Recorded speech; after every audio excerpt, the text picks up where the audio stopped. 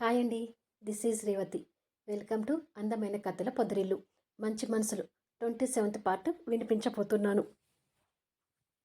వంశీ దివ్యమోహాన్ని దగ్గరగా తీసుకొచ్చి వణుకుతున్న తన ఎర్రటి పెదవులపై ఆశగా చూపులు నిలుపుతాడు.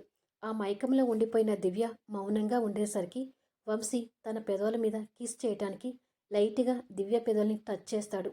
దాంతో దివ్య ఆ మత్తు ప్రపంచంలో నుంచి ఈ లోకంలోకి వచ్చి ముద్దు పెట్టబోతున్న వంశీని ఒక్కసారిగా బెడ్ మీదకి నెడుతుంది. వంశీ ఫోర్స్గా బెడ్ మీదకి వచ్చి పడతాడు. అలా పడిన వంశీకి పట్టిన మైకం కూడా వదిలి చేయబోయిన తప్పుని తెలుసుకొని చ అని తిట్టుకుంటూ, సారీ దివ్య, నిన్ను ఇలా చూసి సరికి నా మతిపోయి నీతో ఇలా ప్రవర్తించబోయాను. రియల్లీ ఐఎమ్ వెరీ సారీ అంటాడు తప్పు చేసిన భావంతో చూస్తూ. దివ్య కూడా కంగారు పడుతూ, మీరే కాదు వంశీ గారు, నేను కూడా మీ స్పర్శతో అదే షాకులో ఉండిపోయాను. కాసేపట్లోనే నా శరీరంలో నరాలని నా కంట్రోల్ తప్పిపోయాయి. అమ్మో, తేరుకున్నాను కాబట్టి సరిపోయింది, కానీ లేకపోతేనా జరగబోయే తలుచుకుంటేనే భయం వేస్తుంది అంటుంది. వంశీ బెడ్ మీద నుంచి లేచి, అసలు ఈ రోజెందుకు ఇంతగా రెడీ అయ్యావు అని అడుగుతాడు.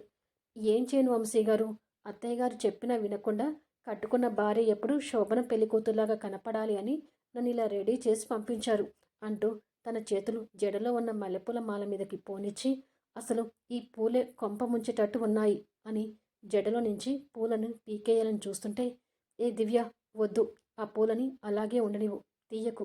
నిజంగా ఈరోజు నువ్వు చాలా అందంగా ఉన్నావు, పూలు తీసేయకు, ఉంచుకో అంటాడు. కానీ వంశీ గారు, ఈ పూలు మిమ్మల్ని చాలా డిస్టర్బ్ చేస్తున్నాయి కదా అంటుంది. ఇక నేను డిస్టర్బ్ కానులే, నా కంట్రోల్లో నేను ఉంటాను, నేను ఏదో చేస్తానని నువ్వు అస్సలు భయపడకు అంటాడు. దివ్య అనుమానంగా చూస్తూ, కానీ వంశీ గారు, నాకు భయంగా ఉంది అంటుంది. వంశీ తనకు నమ్మకం కలిగించాలని ప్రయత్నం చేస్తూ, ప్రామిస్, ఇక నేను నీతో అస్సలు తప్పుగా ప్రవర్తించను, నన్ను నమ్ము అని బెడ్ మీద ఉన్న పిల్లో తనకిస్తూ ప్రశాంతంగా పడుకుని నిద్రపో అంటాడు. దివ్య పిల్లో అందుకొని సోఫాలో వేసుకుంటుంది. వంశీ బెడ్ మీద పడుకుంటూ, చెప్పాను కదా, భయపడకుండా హాయిగా పడుకో, గుడ్ నైట్ అని చెప్పి ఇటువైపుగా తిరిగి పడుకుంటే దివ్య అదే ఆలోచనతో భయపడుతుందని అనుకొని కావాలని దివ్యకి వెన్ను చూపిస్తూ అటువైపుగా తిరిగి పడుకుంటాడు. దివ్య కూడా సోఫాలో పడుకొని వంశీ వైపు అనుమానంగా భయంగా చూస్తూనే కొద్దిసేపటికి నిద్రలోకి వెళ్తుంది. టైం తెల్లవారుజామున 2 అవుతుంటుంది. ఏసీ ఆన్లో ఉండటం వల్ల వంశీకి చలిగా అనిపించి బెడ్షీట్ కప్పుకోబోతూ వెనక్కి తిరిగి దివ్య వైపు చూస్తాడు. దివ్య కూడా నిద్రలో చలికి ఇబ్బంది పడుతున్నట్టుగా కనిపిస్తుంది. వెంటనే లేచి బెడ్ మీద ఉన్న మరొక బెడ్షీట్ తీసుకుని వెళ్ళి తనకు కప్పుతాడు. తన జడలో పెట్టుకున్న మల్లెపూల మాలలు తన మెడ మీద నుంచి కిందికి వేలాడుతుంటే వాటిని సరిచేసి పెట్టి, ఇంత అందమైన నా పెళ్ళానికి ఈరోజు నా దిష్టే తగిలేటట్టుగా ఉంది అని అనుకొని తన నుదుటి మీద ప్రేమతో ముద్దు పెట్టబోతూ, అమ్మో వద్దులే, తన అసలే భయంతో పడుకుంది అని అనుకొని తన తలను ప్రేమగా నిమిరి తిరిగి బెడ్ మీదకి వెళ్ళి పడుకొని తన వైపు చూసుకుంటూ నిద్రపోతాడు. తెల్లారి వంశీ టిఫిన్ చేయటానికి డైనింగ్ టేబుల్ దగ్గరికి వచ్చి చేతిలో ఉన్న ఫోన్ని టేబుల్ మీద పెట్టి హ్యాండ్స్ క్లీన్ చేసుకోవడానికి పక్కకు వెళ్తాడు. ప్రసన్నాంబ కూడా టేబుల్ దగ్గరికి వస్తుంది. దివ్య టేబుల్ మీద సర్దుతూ డిషెస్ సెట్ చేస్తుంటుంది. ఇంతలో వంశీ ఫోన్కి డార్లింగ్ నెంబర్ 4 అనే పేరు పడుతూ కాల్ రింగ్ అవుతుంది. ప్రసన్నాంబ ఆ ఫోన్లో ఉన్న పేరుని చూసి, డార్లింగ్ నెంబర్ 4 ఏంటి, ఎక్కడి నుంచి వస్తుంది ఈ ఫోన్ కాల్ అని అడుగుతుంది దివ్యని.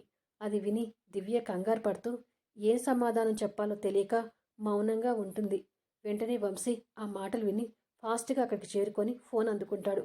ఆ ఫోన్ చేసేది ఎవర్రా, డార్లింగ్ నెంబర్ 4 ఏంటి అని అడుగుతుంది ప్రసన్నాంబ గారు. వంశీ కూడా తల్లి అడిగిన దానికి ఏం చెప్పాలో తెలియక సతమతం అవుతున్నాడు. వంశీ ఇబ్బందిని చూసిన దివ్య, అది అత్తయ్య గారు, మన కంపెనీ బ్రాంచెస్ అక్కడక్కడ ఉన్నాయి కదా, వాటికి ఆయన సరదాగా డార్లింగ్ నెంబర్ 1, 2, 3 అని పేర్లు పెట్టుకున్నారు. డార్లింగ్ నెంబర్ 4 అంటే అది ఢిల్లీలో ఉన్న మన బ్రాంచ్ పేరు కదండి అని కళ్ళతో వంశీకి సైగ చేస్తుంది. దివ్య సైగని అర్థం చేసుకున్న వంశీ, అవునమ్మా, దివ్య చెప్పింది కరెక్ట్ అంటాడు. అవేమి పేర్లురా అలా పెట్టుకున్నావు, దేశం మీద ఇంకేమీ పేర్లు లేనట్టు డార్లింగ్ అని పెట్టుకోవడం ఏంటి అని అంటుండగా వంశీకి మళ్ళీ అదే నెంబర్తో ఫోన్ కాల్ వస్తుంటుంది. దివ్య ప్రసన్నమ్మ గారి దగ్గర నుండి ఆ మ్యాటర్ని తప్పించాలని చూస్తూ, వంశీ గారు, మీరు అవతలకు వెళ్ళి ఫోన్ కాల్ మాట్లాడరండి అంటుంది. దాంతో వంశీ అక్కడి నుంచి పక్కకు వెళ్ళి ఫోన్ లిఫ్ట్ చేసి కోప్పడుతూ, హలో మాయా, ఎన్నిసార్లు చెప్పాలి నాకు ఫోన్ చేయొద్దని, చూడు, ఇప్పుడు నా పద్ధతులు మార్చుకున్నాను. ఫోన్ చేయగానే హోటల్ రూమ్కి రావడానికి నేను ఇంతకుముందు వంశీని కాదు. ఇప్పుడు నేను పూర్తిగా మారిపోయాను అంటూనే దూరం నుంచి దివ్య వైపు ఆరాధనగా చూస్తూ, ఇక నుండి నా భార్యే నాకు ప్రపంచం. మీలాంటి వారందరికీ చెక్ పెట్టేశాను. ఇంకెప్పుడు నాకు ఫోన్ చేయొద్దు అని ఫోన్ పెట్టేస్తుండగా, ఒక్క నిమిషం వంశీ, నేను దాని గురించి ఫోన్ చేయలేదు. నాకు కొంత అమౌంట్ అవసరం పడ్డది. ఇప్పుడు మీరు తప్ప నాకు సహాయం చేసేవాళ్ళు ఎవ్వరూ లేరు. ప్లీజ్ వంశీ, నేను నిన్ను ఒక్కసారి కలవాలి అనుకుంటున్నాను. కేవలం డబ్బు గురించి నీతో మాట్లాడాలి అనుకుంటున్నాను. నన్ను నమ్ము వంశీ, డబ్బు నాకు చాలా అవసరం అంటూ రిక్వెస్ట్ చేస్తున్న ఆ అమ్మాయి.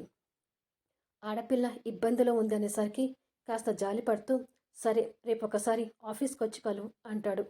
థ్యాంక్ యూ వంశీ అని ఆ అమ్మాయి ఫోన్ పెట్టేస్తుంది. తిరిగి వంశీ దివ్య వైపు చూస్తాడు.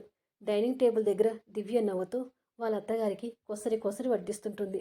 వంశీ అక్కడి నుంచే దివ్యని ఆరాధనగా చూస్తూ, నేను మారిపోయానని, ఇప్పుడు పూర్తిగా నీ వాడినని నీకు నిదానంగా అర్థమయ్యేటట్టు చెయ్యాలనుకుంటుంటే నీ ముందే ఇలాంటి ఫోన్ కాల్స్ వస్తున్నాయి దివ్య. నేను మారిపోయానని చెప్పినా కూడా నువ్వు నమ్మేటట్టుగా కనిపించడం లేదు అని అనుకుంటాడు బాధపడుతూ. దివ్య అక్కడి నుంచి చూస్తూ, కాలు మాట్లాడడం అయిపోయిందా అంటూ సైగలతో అడుగుతుంది. అయిపోయింది అన్నట్టుగా వంశీ కూడా కళ్ళతో చెప్తాడు. రండి టిఫిన్ చేయటానికి అంటూ కళ్ళతో పిలుస్తుంటే వంశీ వచ్చి కూర్చొని భార్య తల్లితో కలిసి కూర్చొని టిఫిన్ చేస్తుంటాడు. ఆ రోజు సాయంత్రం ప్రసన్నాంబ వెళ్ళటానికి హాల్లో లగేజ్ సర్దుకుంటూ ఉంటుంది. బయట నుంచి వంశీ అప్పుడే అక్కడికి వచ్చి, అమ్మా, ఇంకొక గంటలో మనం రైల్వే స్టేషన్కి వెళ్దాం, రెడీగా ఉండు అంటాడు. నేను రెడీ అవుతూనే ఉన్నాన్రా అంటుంది ప్రసన్నాంబ గారు. వంశీ దివ్య కోసం వెతుకుతూ, దివ్య ఎక్కడ ఉంది అని అడుగుతాడు. పైన రూమ్లో ఉంది అనుకుంటా అని సమాధానం చెప్తుంది ప్రసన్నాంబ గారు. దివ్యని వెళ్లకుండా ఇక్కడే ఉండమని చెప్పాలి అని అనుకుని తన కోసం వెళ్ళబోతుంటే ప్రసన్నాంబ గారికి ఏదో గుర్తు వచ్చినట్టుగా అనిపించి, ఒరే వంశీ ఆగు అంటుంది. వెళ్ళబోతున్న వంశీ ఆగి, ఏమిటమ్మా అని అడుగుతాడు. మధ్యాహ్నం నేను మన నగలు తయారు చేసే షాప్కి వెళ్ళాను. అక్కడ మన చారీ గారు కలిశారు. మేము మీ పెళ్లి కార్యక్రమాలు పూర్తి చేసి వెళ్ళాక పెళ్లికి దివ్య కోసం కొన్న నగలని షాప్కి తీసుకెళ్ళి చెక్ చేయించావంట. అసలు దివ్యకిచ్చిన నగలు నువ్వెందుకు తీసుకున్నావు? వాటిని చెక్ చేయించాల్సిన అవసరం ఎందుకు వచ్చింది అని అడుగుతుంది. అది విని వంశీ కంగారు పడుతుంటాడు. ఏ, నీ భార్యకు నిన్ను గిల్టీ నగలు పెట్టాననుకున్నావా? ఆ మాత్రం యమ మీద నీకు నమ్మకం లేదా అని అడుగుతుంది. అయ్యో, అది నీ మీద నమ్మకం లేక కాదమ్మా. ఆ రోజు దివ్యని నగలు తెచ్చి నాకు ఇచ్చింది అంటాడు వంశీ. జాగ్రత్త చేయమని ఇచ్చిందేమో, ఇస్తే వాటిని ఎందుకు చెక్ చేయించాలి అని అడుగుతుంది. వంశీకి ఏం సమాధానం చెప్పాలో అర్థం కాక అది అంటూ నీళ్లు మింగుతుండగా ప్రసన్నమ్మ గారికి భర్త నుంచి ఫోన్ వస్తుంటుంది. మీ నాన్నగారు ఫోన్ చేస్తున్నారు అని ఫోన్ తీసుకొని పక్కకి వెళ్తుంది. వంశీ రిలాక్స్ అవుతూ, అమ్మయ్య తప్పించుకున్నాను. చా, అప్పుడు దివ్య గురించి ఎంత పోలిష్గా ఆలోచించాలని తలుచుకుంటే నా మీద నాకే కోపం వస్తుంది. ఇంకా నయం, ఈ మాటలు దివ్య వినలేదు.